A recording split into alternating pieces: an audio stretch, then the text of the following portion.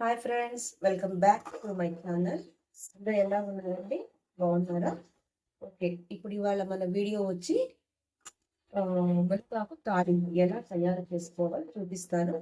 మునగాకు చాలా మంచిది మన కళ్ళకి కానీ బీపీ షుగర్ ఒక్కదానికి అంటూ కాదు, ప్రతి ఒక్క ఆరోగ్యపరంగా మనకు మునగాకు చాలా మంచిది.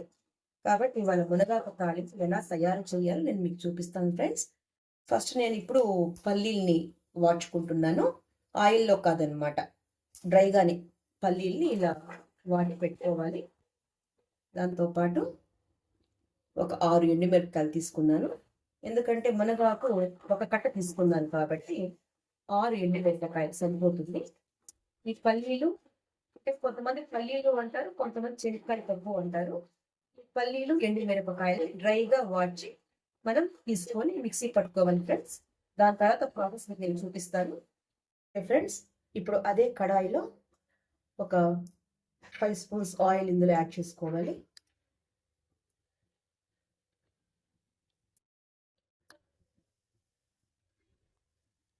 ఆయిల్ కొద్దిగా హీట్ ఎక్కని, ఆయిల్ బాగా హీట్ ఎక్కింది.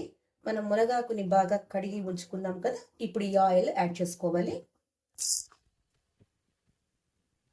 వాటర్ లేకుండా వాటర్ని బాగా తీసేసి మునగాకు వేసుకోవాలి. ఎందుకంటే వాటర్ అంటే బాగుండదు, మెత్తగా పిచ్చాన్ అయిపోతుంది. ఈ మునగాకు ఆవిరికే ఉడికిపోతుంది అనమాట. ఇలా మునగాకు వేసుకున్న తర్వాత ఇందులో రుచికి తగ్గట్టు సాల్ట్ యాడ్ చేసుకోవాలి. ఓకే ఫ్రెండ్స్, ఇలా మునగాకు బాగా మనకు ఫ్రై అవ్వాలి. ఇందులో నేను సాల్ట్ కూడా యాడ్ చేసుకున్నాను. వాటర్ ఏమి లేకుండా మనకి మునగాకు ఆవిరిలోనే ఉడికిపోతుంది అనమాట. మునగాకు అనేది మనకు బీపీకి కానీ షుగర్కి కానీ కంటి చూపుకి కానీ ఒకటి అనేది కాదు, అన్ని ఆరోగ్యపరంగా మునగాకు చాలా మంచిది. ప్రతి ఒక్కరు మునగాకుని తిన్నామంటే ఆరోగ్యంకి మనకి ఎంతో మంచిది ఫ్రెండ్స్. ఒకసారి మీరు ఇంట్లో ట్రై చేయండి. ఓకే ఫ్రెండ్స్, మునగాకు ఫ్రై అవుతూ ఉండాలి. మనం ముందుగా చెప్పాను కదా, పల్లీలు ఎండుమిరపకాయ తెల్లగడ్డ కూడా నేను మిక్సీలోనే గ్రైండ్ చేసేసుకున్నాను. ఈ పొడి ఇందులో యాడ్ చేసుకోవాలి. ఇప్పుడు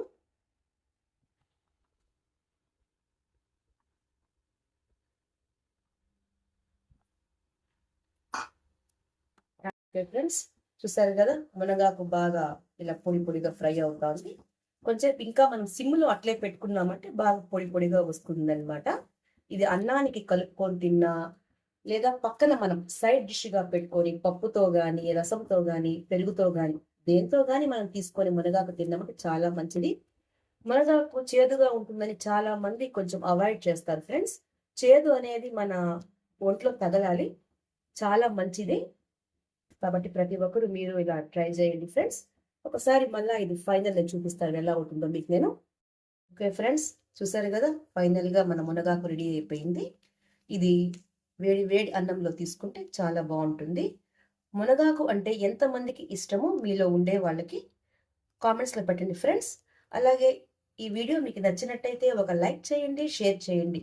please subscribe my channel, support my channel. Thank you.